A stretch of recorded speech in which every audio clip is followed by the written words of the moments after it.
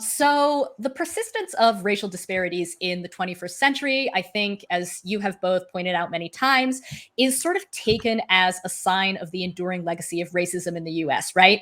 I think that one of the sort of biggest proponents, though, of course, by far not the only one, is Ibram Kendi. I want to quickly read a quote that he has in The Atlantic. This was an article that came out recently, and I think it kind of perfectly summarizes the sort of framework that we're going to be discussing.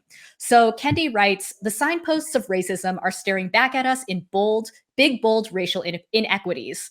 But some Americans are ignoring the signposts, walking by on racial inequity, riding on by the evidence, and proclaiming their belief with religious fervor.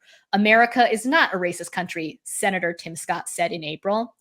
So then Kendi goes on to list some of the various racial inequities that he was referring to. Black babies die at twice the rate of white babies. Roughly a fifth of Native Americans and Latino Americans are medically uninsured, almost triple the rate of white Americans and Asian Americans.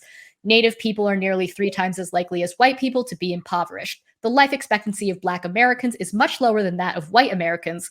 White Americans account for 77% of the voting members of the 117th Congress, even though they only represent 60% of the US population.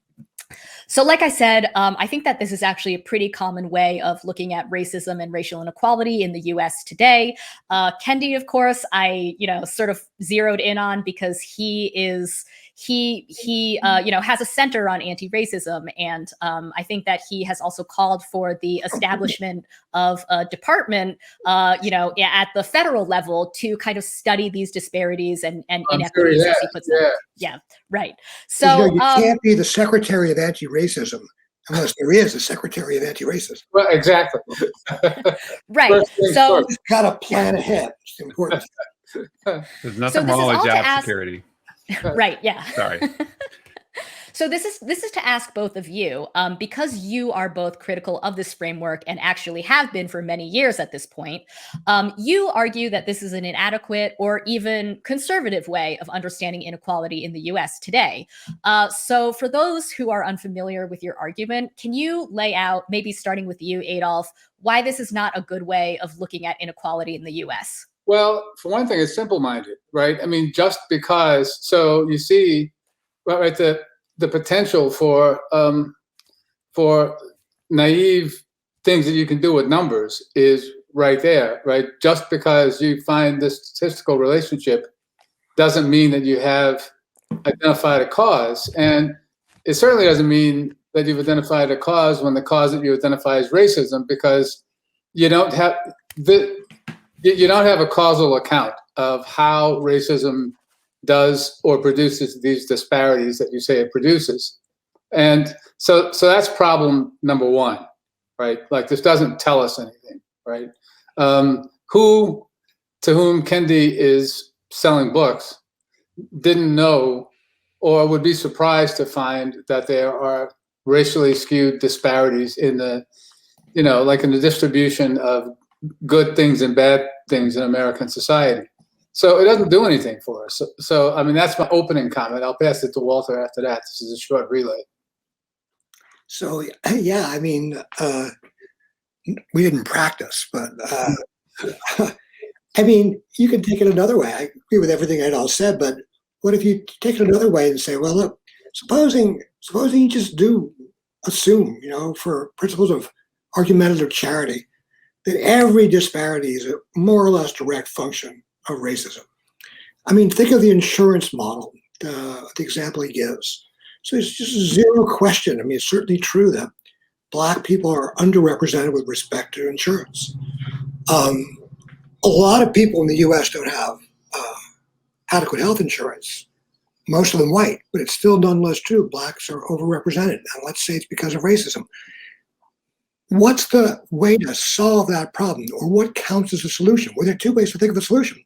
One is you could say, yeah, because of racism, Black people are underrepresented with respect to insurance. So what's the solution? The solution should be that Black people should have as much or as little insurance as white people have. So a lot more richer, better off Black people will have better insurance. Poor Black people, just like poor white people, won't have insurance. Or you could take, and that's what one would call the liberal solution. The liberal solution is We're not worried about inequality as such. We're worried about disproportionate inequality. We're worried about the equality that's an effect of racism, or more generally, sexism, discrimination of one kind or another. The socialist solution, and actually just say the kind of social democratic solution, is that everybody should have healthcare. It completely takes away the problem of disparity, but it takes away two disparities. It takes away the disparity between black and white, a disparity which, if you remove that one, you leave the disparity between rich and poor completely intact, and then it takes away that more fundamental disparity between the rich and the poor. So, Kendi is just like a shill. I mean, really, truthfully, Kendi's not the worst by any means. Oh, I know he's probably in the top 10. But Kendi's just a shill for liberalism. And liberalism is, in effect, a mode of defending inequality by objecting not to inequality as such, but to those inequalities which are caused by racism, sexism, etc. So, without even questioning the history, and accepting his history, although I think one shouldn't, but without even questioning, one wants to say this does not count as a leftist solution. The reason it doesn't count as a leftist solution is because it's not about producing a more equal society, one where everybody has health insurance. It's about producing a society where the inequalities are justified, because the only inequalities you have are the ones that are the inequalities you get rid of are the ones that were produced by racism and sexism, and the only inequalities you are left with are inequalities produced by something else about which you don't need to think. So I want to follow that up by asking, I suppose, if, challenging racial disparities is kind of the main mode of anti-racism, especially over the past year, it reminds me of something that I think you both have brought up at various points in kind of different venues, which is that you've both said in certain ways that you suspect that in the 21st century, anti-racism may ironically come to play a similar role in upholding capitalism that racism once played. Can you explain how this works? What's going on here? Well, I mean, I often go back to the sort of founding moment of modern white supremacist ideology in the U.S., at least, and that's the imposition of an explicitly white supremacist order in the South, right, in the last decades of the 19th century and first decades of the 20th.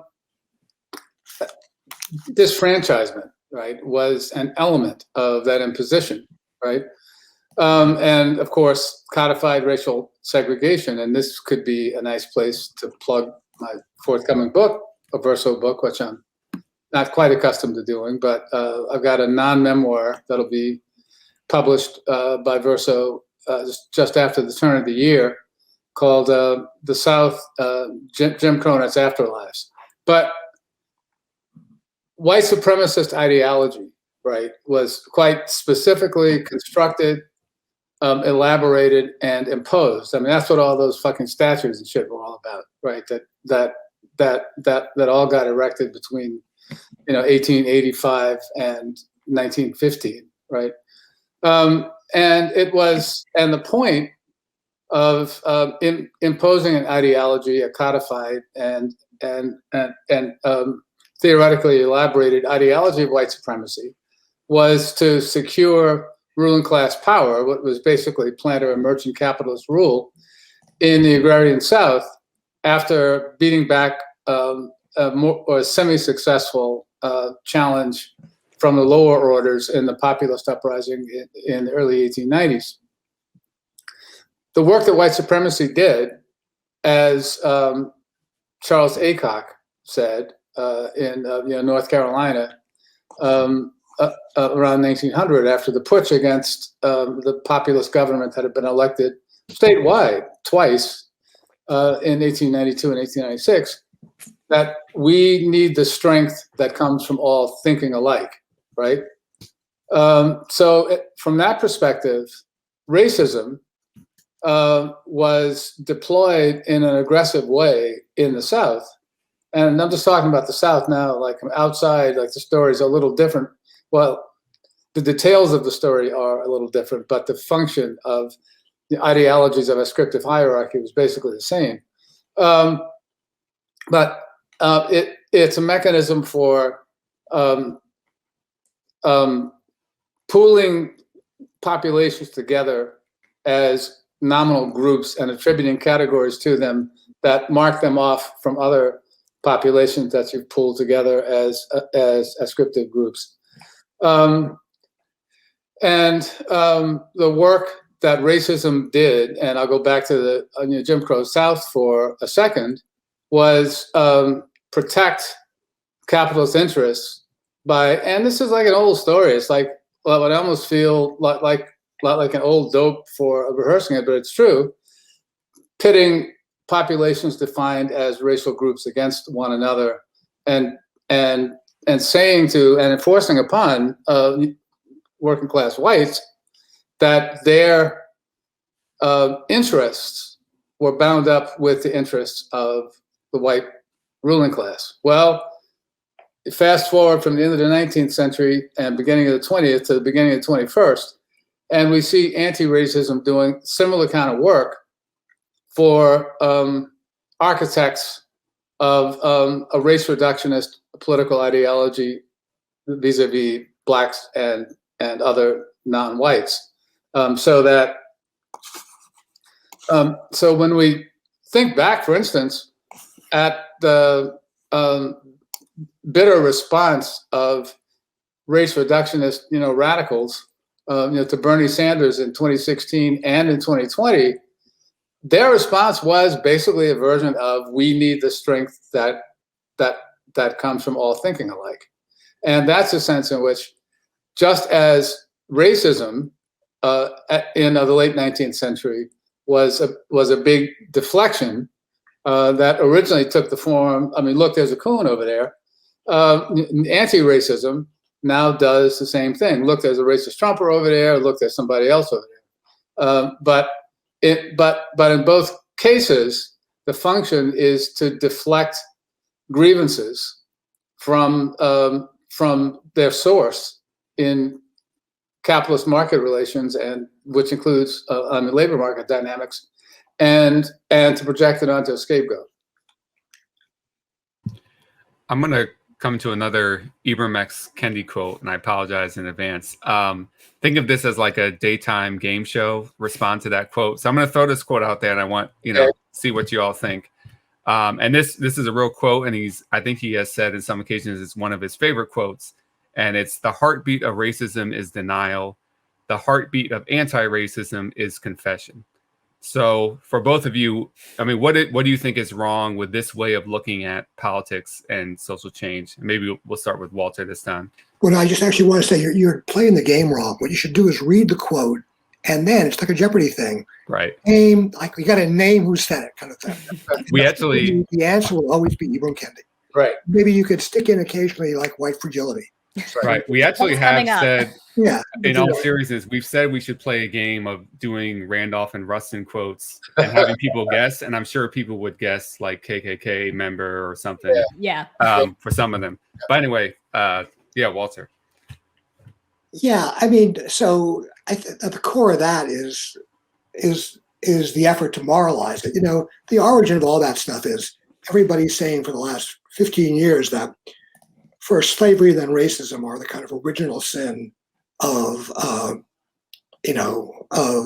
American society. And the whole point of original sin is to place the question of politics in a moral framework. And then, to individualize it, it becomes a question of each person, in effect, behaving appropriately individually. And, you just want to say, like, on the one hand, no one's against that. We're all for anti-racism on an individual and indeed an institutional level. But on the other hand, it just has nothing to do. This goes back to, Adolph's talking about why, in effect, anti-racism is the kind of cutting edge of neoliberal capitalism in the 21st century. We're all for commitment to individuals behaving appropriately. But if all the individuals behave appropriately the entire time, and become as moral as they can possibly be with respect to the question of racism, what does that do? That just gives everybody the kind of, conservative fantasy of equal access to markets.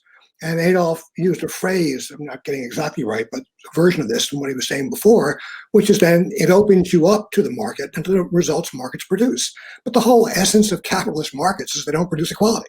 They produce inequalities. And that's kind of core, right, of not just Marxism, but any kind of left encounter with capitalism. So if you've got a world where we've actually all cured ourselves of our racism and behave just like Ibram Kendi wants us to behave, we have exactly the same inequalities that we have now. We just have people with different skin colors or different, as they like to say, cultures occupying different rungs on those scale of inequalities. So the whole attempt to moralize it is again an attempt, in effect, to get rid of what neoliberal economists used to call bad inequalities that don't have anything to do with efficiency, and actually let the good inequalities that do have to do with efficiency, supposedly, do have to do with success in markets, let those inequalities rip. And that's like, it gives you a certain kind of version of personal morality, but it actually leaves outside the individual level the social structure of inequality completely intact, except now you can feel better about it. That is, everybody can imagine themselves that they actually deserve to be where they are.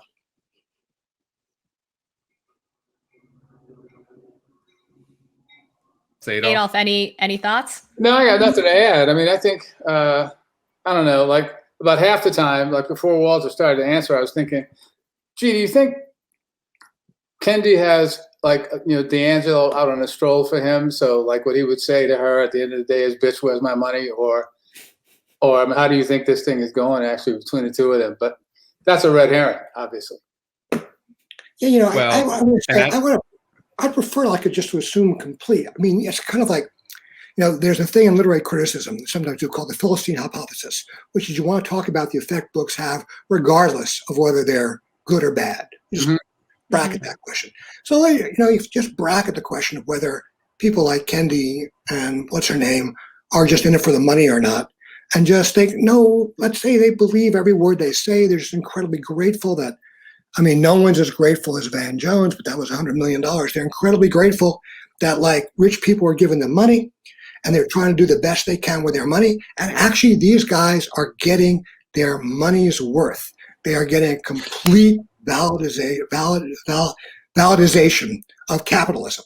That's what the upshot of the Kendi D'Angelo program is. And Paul, you can follow up, it says here in the chat, with the D'Angelo quote, but I never read a word that woman has written. I got nothing to say about her, so maybe Adolph can do it. Well, again, you all read my mind. Actually, I have a question for you all. We're doing conversational. Why are you all so obsessed with Kendi and D'Angelo? Yeah. Well, I mean, to be honest, I chose that quote by Kendi because I think it's not just limited to him. I think this has really become the dominant approach so many people look at fighting racism in this individualistic and moral way. And I'm going to drop a D'Angelo quote on you, and this will be the end of the game. I promise. But another one I want to get your thoughts on. So, white racism is ultimately a white problem, and the burden for interrupting it belongs to white people. Well, I'll say first of all, well, I assume that's from D'Angelo, and I would say first of all that I liked her better when she was playing Miss Morello on Everybody Hates Chris. But I don't know what to say. I got nothing. I mean, because I got one thing, which is that imagine the utility of that. When is that kind of useful? Imagine that you're a Jew in Germany in, let's say, 1936. You say, man, anti-Semitism, it's like it's a German, it's like an Aryan thing, and the burden of dealing with it is on Aryans. They better just take care of so the moment actually, then there is a real danger. The Aryans are not going to take care of that problem. That's not their relation to it. If you're dealing with somebody who actually is a racist, they don't think of racism as being a thing they got to cure. They think of as racism as an MO. That's the thing they're doing. So who are you addressing when you say that? You're addressing people who are simply interested in, actually feeling a certain amount of guilt, but making it kind of manageable so that if they stop, doing certain things that seem to them racist at work, but they still take home whatever salary they're taking and they can feel a lot better about it, everything's cool. It has nothing to do with any actual political um, change that would actually, in this case, do anything good for Black people, Right. much less in the kind of alternative example for the Jews in Germany in 1937. If you like this video from The Jacobin Show, please hit like and subscribe. You can also watch the full episode and catch our future live streams by clicking the join button below and becoming a Jacobin YouTube member. Thanks.